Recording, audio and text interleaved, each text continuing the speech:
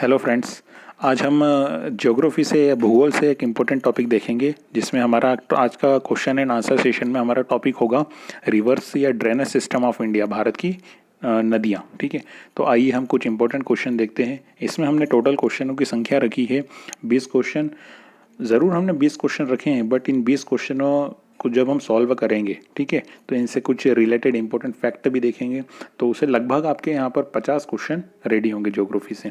तो आइए देखते हैं हम कुछ इंपॉर्टेंट क्वेश्चंस ज्योग्राफी से जो अक्सर एग्जाम्स में पूछे जाते हैं, चाहे आपका रेलवे एनटीपीसी एग्ज़ाम हो, एमपीएसआई हो, एमपी कांस्टेबल हो, एसएससी हो। ठीक है, तो देखते हैं हम कुछ इंपॉर्टेंट क्वेश्चन ज्योग्राफी से।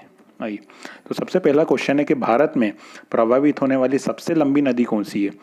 तो इसका ध्यान रखिएगा कि भारत में प्रभावित होने वाली सबसे बड़ी नदी कौन सी है। तो इसका ध्यान रखिएगा कि भारत में प्रभावित होने वाली सबसे बड़ी नदी कौन सी है, आपकी ब्रह्मपुत्र। अगर वो आपसे पूछ ले कि भारत में प्रभावित होने वाली सबसे लंबी नदी कौन सी है, तो सबसे लंबी नदी के उसमें आप क्या करके आइएगा कि सबसे लंबी नदी कौन सी है, आपकी गंगा रिवर। नेक्स्ट क्वेश्चन आता है कि गंगा नदी को बांग्लादेश में किस नाम से जाना जाता है। तो गंगा नदी को बांग्लादेश में किस नाम से जाना जाता है, पद्मा के नाम से जाना जाता है। ठीक है, गंगा नदी को बांग्लादेश में पद्मा के नाम से जानते हैं। अच्छा, ऑप्शन नंबर बी आपको यहाँ पर दिख रहा होगा कि जमुना। तो जमुना नदी के बारे में ध्यान रखिएगा कि जमुना नदी को, ठीक है, ब्रह्मपुत्र नदी को बांग्लादेश में किस नाम से जाना जाता है, जमुना। ठीक है, थर्ड क्वेश्चन आता है हमारा कि गंगा एवं ब्रह्मपुत्र की संयुक्त जलधारा किस नाम से जानी जाती है। तो इसका सही आंसर है मेघना रिवर। ठीक है, गंगा और ब्रह्मपुत्र की संयुक्त जलधारा किस नाम से जानी जाती है, मेघना नदी। अच्छा, गंगा रिवर बांग्लादेश में किस नाम से जानी जाती है, पद्मा। ब्रह्मपुत्र रिवर बांग्लादेश में किस नाम से जानी जाती है, ठीक है, जमुना। जब ये दोनों नदियाँ मिलती है तो उसका नाम क्या हो जाता है, आपका मेघना। तो इसके बारे में ध्यान रखिएगा। नेक्स्ट क्वेश्चन आता है हमारा भारत की सबसे अधिक नौगम्य नदी कौन सी है। ठीक है, तो इसके बारे में ध्यान रखिएगा, गंगा और ब्रह्मपुत्र। ठीक है, नेक्स्ट क्वेश्चन आता है हमारा सुंदरवन का डेल्टा कौन सी नदी बनाती है। ठीक है, तो इसके बारे में ध्यान रखिएगा, सुंदरवन का डेल्टा कौन कौन सी नदियाँ बनाती है, एक गंगा नदी और एक ब्रह्मपुत्र नदी, जो कि बांग्लादेश में बनता है। और ध्यान रखिएगा सुंदरवन डेल्टा के बारे में कि यह विश्व का सबसे बड़ा डेल्टा है। ठीक है, नेक्स्ट क्वेश्चन की ओर हम आगे बढ़े कि गंगा और ब्रह्मपुत्र नदी का उद्गम स्थल, ठीक है, क्रमशः स्थित है। तो गंगा नदी का उद्गम स्थल कहाँ पर स्थित है, आपका उत्तराखंड में। ठीक है, ब्रह्मपुत्र नदी का उद्गम स्थल कहाँ पर स्थित है, तिब्बत में। तो गंगा और ब्रह्मपुत्र नदी का उद्गम स्थल क्रमशः उत्तराखंड एवं तिब्बत में स्थित है। ठीक है, नेक्स्ट क्वेश्चन की ओर हम आगे बढ़े कि विश्व का सबसे बड़ा नदी द्वीप माजुली का निर्माण करने वाली नदी कौन सी है। तो विश्व का सबसे बड़ा नदी द्वीप माजुली का निर्माण करने वाली आपकी कौन सी रिवर होती है, जिसका नाम है ब्रह्मपुत्र नदी। अच्छा, माजुली का निर्माण कौन से राज्य में होता है भारत के। तो ध्यान रखिएगा कि भारत के असम में माजुली नदी द्वीप स्थित है, जो कि विश्व का सबसे बड़ा नदी द्वीप है। नेक्स्ट क्वेश्चन की ओर हम आगे बढ़े, कौन सी नदी दक्षिण से उत्तर की ओर प्रभावित होती है। ठीक है, तो इसके बारे में ध्यान रखिएगा कि कौन सी नदी है जो दक्षिण से उत्तर की ओर प्रभावित होती है। तो वो नदी का नाम है आपका बेतवा रिवर। नेक्स्ट क्वेश्चन, निम्न में से किस नदी को बिहार का शोक कहा जाता है। तो बिहार का शोक किस नदी को कहते हैं, बिहार का शोक कहते हो आप लोग कोसी नदी को। ठीक है, नेक्स्ट क्वेश्चन की ओर आगे बढ़े कि कौन सी नदी बंगाल का शोक कहलाती है। तो बंगाल का शोक कौन सी नदी कहलाती है, आपकी दामोदर रिवर। कहाँ का शोक कहलाती है, बंगाल का शोक। 11वां क्वेश्चन है भारत की लवण नदी किस नाम से जानी जाती है। ठीक है, तो इसका सही आंसर है कि भारत की लवण नदी आपकी लोनी रिवर के नाम से जानी जाती है। ठीक है, साल्ट रिवर जिसको कहा जाता है एक्चुअली। अच्छा, लोनी रिवर निकलती कहाँ से, तो ध्यान रखिएगा राजस्थान से निकलकर गुजरात में। और इस नदी के बारे में एक बात ध्यान रखिएगा कि कच्छ के रण में जाकर यह नदी क्या हो जाती है, आपकी विलुप्त हो जाती है। नेक्स्ट क्वेश्चन की ओर हम आगे बढ़े कि कौन सी नदी एस्चुरी नहीं बनाती है। ठीक है, यहाँ पर देखिए कौन सी नदी एस्चुरी नहीं बनाती है। तो नदियाँ बेसिकली दो चीज़ें करती है, एक या तो डेल्टा बनाएगी या क्या बनाएगी, एस्चुरी बनाएगी। तो इसके बारे में सही आंसर ध्यान रखिएगा कि एस्चुरी कौन सी नदी नहीं बनाती है। तो इसके बारे में ध्यान रखिएगा, आपकी जो महानदी है वो एस्चुरी नहीं बनाती है। बाकी जो तीन रिवर है आपकी नर्मदा, ताप्ती और मांडवी, ये तीनों रिवर क्या बनाती है, आपकी एस्चुरी बनाती है। ठीक है, बाकी महानदी क्या बनाती है, आपकी डेल्टा बनाती है। तो इसका सही आंसर क्या होगा, आपका महानदी। नेक्स्ट क्वेश्चन की ओर हम आगे बढ़ें कि कौन सी नदी अपने मुहाने पर डेल्टा का निर्माण नहीं करती है। अब यहाँ क्वेश्चन क्या पूछ रहा है कि कौन सी नदी डेल्टा नहीं बनाती है। तो यहाँ पर ध्यान रखिएगा कावेरी डेल्टा बनाती है, गोदावरी डेल्टा बनाती है, महानदी डेल्टा बनाती है। ठीक है, पर ताप्ती नदी यहाँ पर डेल्टा का निर्माण नहीं करती है। ठीक है, तो ताप्ती नदी यहाँ पर डेल्टा नहीं बनाती है। तो ताप्ती नदी क्या बनाती होगी? तो ताप्ती नदी क्या बनाती है? आपकी एस्चुरी बनाती है। नेक्स्ट क्वेश्चन की ओर हम आगे बढ़े।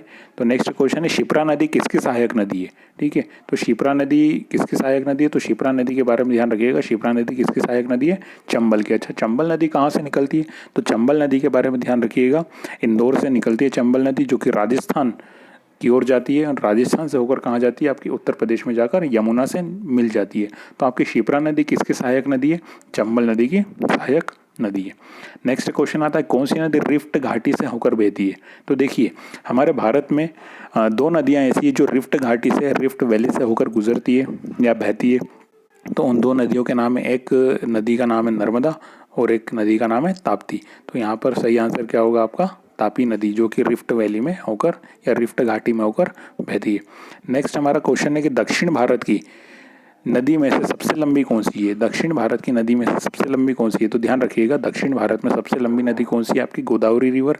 गोदावरी रिवर की लंबाई कितनी है? 1465 किलोमीटर। अच्छा, गोदावरी नदी निकलती कहाँ से? गोदावरी नदी महाराष्ट्र से निकलती है। महाराष्ट्र के नासिक में आपका त्र्यंबकेश्वर ज्योतिर्लिंग है, त्र्यंबकेश्वर महादेव ज्योतिर्लिंग, वहाँ से आपकी गोदावरी रिवर निकलती है।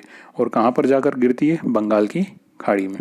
नेक्स्ट क्वेश्चन की ओर हम आगे बढ़ें कि कौन सी नदी वृद्ध गंगा के नाम से जानी जाती है?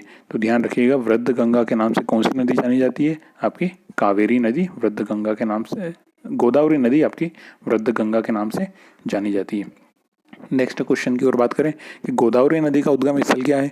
मैंने अभी थोड़ी देर पहले बताया आपको कि गोदावरी नदी महाराष्ट्र के नासिक से त्र्यंबकेश्वर ज्योतिर्लिंग के पास से निकलती है। तो इसका सही आंसर क्या होगा आपका? त्र्यंबगांव। ठीक है, नेक्स्ट क्वेश्चन की ओर हम आगे बढ़ें जिस तरीके से, किस नदी को उसकी पवित्रता के कारण दक्षिण भारत की गंगा कहा जाता है? अच्छा, पवित्रता के लिए भारत की गंगा कौन सी है? गंगा रिवर। पवित्रता के कारण दक्षिण भारत की गंगा कौन सी नदी होती है? आपकी कावेरी। पवित्रता के कारण दक्षिण भारत की नदी कौन सी है? आपकी कावेरी। अच्छा, महानदी के बारे में एक इंपॉर्टेंट फैक्ट ध्यान रखिएगा, आपकी महानदी जो रिवर है, ठीक है, महानदी आपकी छत्तीसगढ़ से निकलती है और उड़ीसा में गिरती है। गोदावरी नदी की बात करें तो महाराष्ट्र के नासिक से निकलती है। कृष्णा नदी की बात करें तो कृष्णा नदी भी आपकी महाराष्ट्र से निकलती है। ठीक है, नेक्स्ट क्वेश्चन की ओर आगे बढ़ें कि विश्व का वृहत्तम डेल्टा निर्मित होता है। तो अभी थोड़ी देर पहले हमने डेल्टा की चर्चा की थी। ठीक है, तो विश्व का सबसे बड़ा सुंदरवन जो डेल्टा है, ठीक है, वो दो नदियों के से मिलकर बनता है। तो कौन कौन सी दो नदियाँ हैं? गंगा और एक Brahmaputra river. Okay, next question की ओर हम आगे बढ़ें तो निम्न नदियों में से सबसे अधिक पथ परिवर्तन नदी कौन सी है? ठीक है, या करने वाली नदी कौन सी है? तो इसके बारे में ध्यान रखिएगा, सबसे ज़्यादा अपना पथ परिवर्तन करने वाली रिवर कौन सी है? आपकी कोसी रिवर। अच्छा, कोसी रिवर के बारे में एक चीज़ ध्यान रखिएगा, कोसी रिवर सबसे ज़्यादा अपना पथ परिवर्तन करती है, इसलिए इसे, ठीक है, बिहार का शोक कहा जाता है। और कोसी नदी निकलती कहाँ से? तो कोसी नदी आती है आपकी नेपाल से, और नेपाल से इंटर होकर, ठीक है, नेपाल से आकर ये अपने बिहार राज्य में इंटर करती है और बिहार राज्य में बहुत ज़्यादा तबाही मचाती है। ठीक है, आने के बाद इसलिए इसे बिहार का शोक भी कहा जाता है।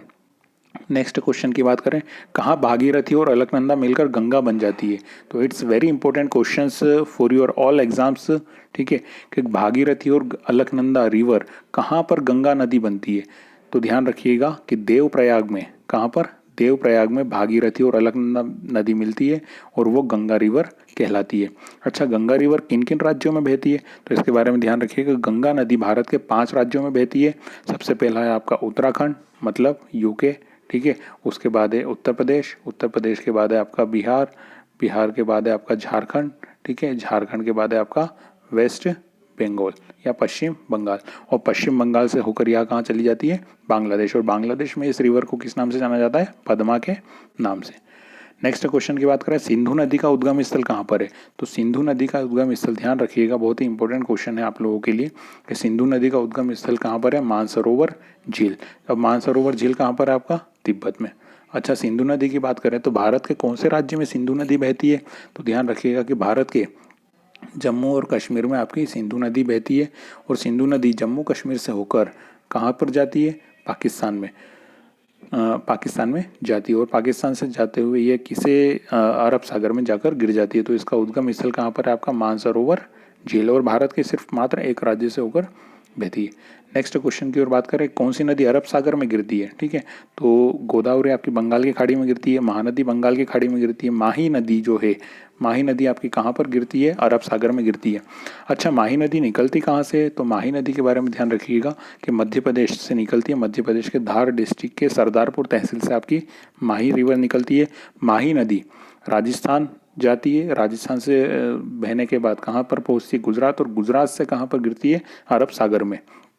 इस माही नदी के बारे में एक इंपॉर्टेंट फैक्ट ध्यान रखिएगा, बहुत ही इंपॉर्टेंट फैक्ट है जो अक्सर एग्जामों में पूछा जाता है कि माही नदी भारत की एकमात्र ऐसी नदी है जो किसको? कर्क रेखा को, किसको?